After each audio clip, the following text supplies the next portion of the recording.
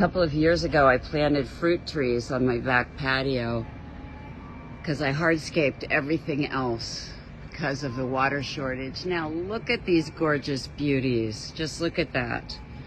And then I'm gonna take you into my kitchen and show you what I'm doing in a few steps, a few beautiful steps with these gorgeous, gorgeous apricots, okay?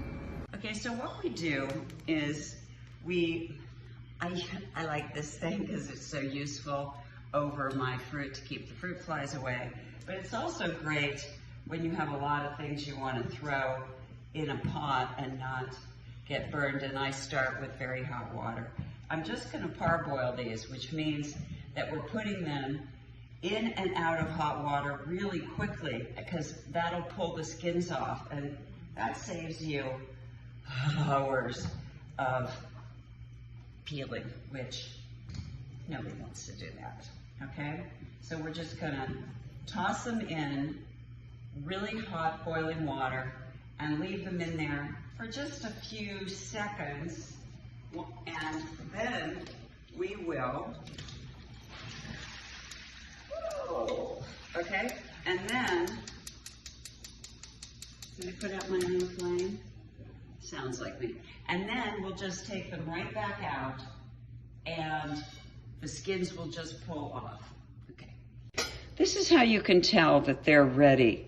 See when you pull them up and the skin is cracking? Do you see that? That's how you can tell that they're done being parboiled and that they're easily going to come apart. And when you look through them, you see the majority of them are looking just like that. And the skin is coming off or ready to come off. See how terrific that is? And then you can just pull the skins right off. That's what parboiling these apricots or any of these kind of skin fruits will do. And then we're gonna be lined up here and we're gonna make tarts. So now we're gonna do the tarts, which is I use this phyllo dough that you buy ready-made, and you can keep it in the freezer, take it out the night before. Unrolling it is the trick because, as you can see, it starts to break up when you unroll it. If you're not careful, it'll crack into a million pieces because it's phyllo dough, which is very fragile and very, very thin, paper thin, right? So we want to unroll it it's very fragile, okay? And we have to unroll it. It comes in pieces and layers, okay? So we're gonna use this layer and set this layer aside, and we will open these layers of the dough, right? Okay, and they're very, very, very, very, very thin, see? Right? And when we take these up, right, they do kind of come apart, so you have to be careful with them and do your best to kind of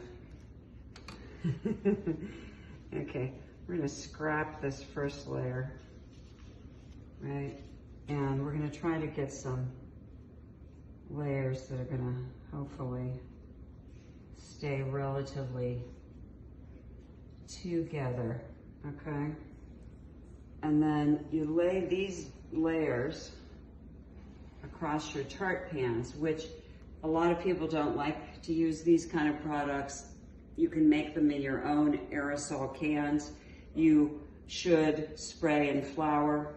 I spray in flour and wine, but that's not great for the environment. For me, probably. I recommend putting it in your own aerosol can instead of trying to use the pre-made ones. But for quickness today, we're just gonna do it like this. And so we can put in a few layers. Phyllo is something that you do in a lot of layers, right? And you just pull it up and put a few layers together. And it doesn't matter if it's a little messy, okay? Because the most important ingredient that you use while cooking is, come on, love. We know that, right? So I like to do a good 3 or 4 layers, because that way you have a little bit of a sturdy under layer of your pastry pie shell, so that it holds especially a wet fruit like apricots, which we have now done in our pre-blanching of our apricots, which, come over here, you'll see we can just now easily just start laying them right into the pan. Okay, so you can put anything. This is like how I finished it. I just did them in a wheel, and then I put a really cute one in the middle. Now you can put anything you want. The great thing about tarts are that you can make your tart any way you want it, because it's yours, okay? So I like to put a little brown sugar on the top of my tart so that it's nice and yummy and gets that kind of caramelized, yummy crunch on the top. So I like to just put, you know, a little bit. I take it because you know how brown sugar can get a little crunchy in its container. I take it and I kind of smash it around and put it on the top. And so we're going to do one like this. It's the brown sugar, just plain. And the next one I'm going to do, I'm going to put some of these beautiful blueberries that are so gorgeous this season.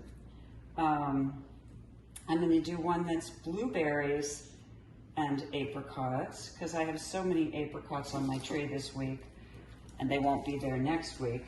That beautiful Missoni bowl, back when Missoni did a line with Crate and Barrel. I love when designers do lines with regular companies. I'm a big collector of all that, because you don't have to spend a lot of money to have good taste.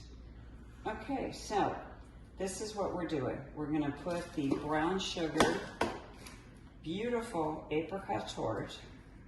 Now, you're wondering what we're going to do with these edges. We're just going to push down on the edge of our tart pan, and that will cut off our edges quite easily. Okay? And that takes care of that situation. Okay? And if you want a phyllo top, you can have one, and you can make it with all your beautiful leftovers. But I kind of like it just like that, with that lovely kind of messy edge, right? And sometimes I use the terrible spray pan butter, and I just put a quick little butter top on there to make it extra crunchy and good. I preheated my oven to 350 on the dial, and we're shoving it in. My oven needs cleaned. Whose doesn't right now? Okay, I'll let you know what that looks like later. Okay, so this is the second apricot tart. And I just tried to put the sort of cups up, and I put the sort of leftover, the apricots that kind of fell apart from being parboiled around the edges. And those are so tasty. And now I'm gonna put these, I called them blueberries in the last one. And that's because my mom is still in intensive care, so please say a prayer for my mom. I'm really worried about her. Even when she gets out of intensive care, she has to do 2 weeks in cardiac rehab. You know, having some family members ill during this whole intensive care, right? We all need intensive care during this whole time of COVID and rioting and looting, and when the police are trying to deal with protesting that goes crazy, when the protesting is so appropriate, but the looting, people taking advantage of a protest that needs to happen, that's just not cool. Like, you don't need to break down a store while people are trying to get their voices heard. That's really disrespectful, people, really. Because people's voices need to be heard right now. And we need to make a blackberry apricot tart. And we're doing that by kind of putting the blackberries wherever you think they fit. I think they're kind of good in these little things. And I recommend doing these de-stressing things right now because we all need love right now. And we all need love more than we need just about any other thing. And if there's anything you can do to be more loving to someone that you know and someone who you think isn't being heard right now, I say do it. And if you can do something kind to someone who needs to feel your love, if you can show your support and your love, if you can drop off a tart, okay? You don't have to say anything to anybody. You can drop off some food to someone who you feels like maybe you haven't been listening or hearing them. You could just drop off a note. You can put some love on their doorstep and let them know that you do hear them, you do see them. You know, I think the most important thing that you can do with someone is notice them when they walk in the room. Just light up when you see them. Just let people know that you do see them. You do hear them, because all kinds of people don't feel seen and heard. It doesn't just stop with the color of your skin. People don't feel seen and heard because they're all kinds of things. Because they're female, because they're gay, because they're a kid, because they're not the top of your list every day. So do yourself a favor and start noticing people around you and treat them the way you'd like to be treated, okay? Thanks for watching. There you go. Okay. So these have been in about 30 minutes, especially this one was in first, and it's gotten a little brown around the edges. And that happened moreover because I sprayed the edges a couple times with the butter spray, okay, which I recommend. So that's what they look like when they come out. And let's take a look at the blueberry one. I think that could use another couple of minutes. And in the meantime, I made this blueberry one, which I'll tell you how I did that now.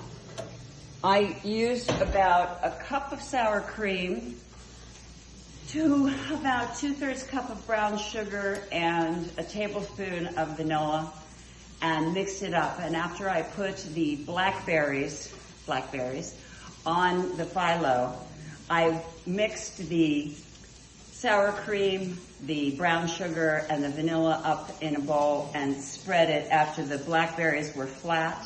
I spread it with a rubber spatula on the top and then put it in the oven. And it's an experiment, so we'll see what we get, but it looks really good.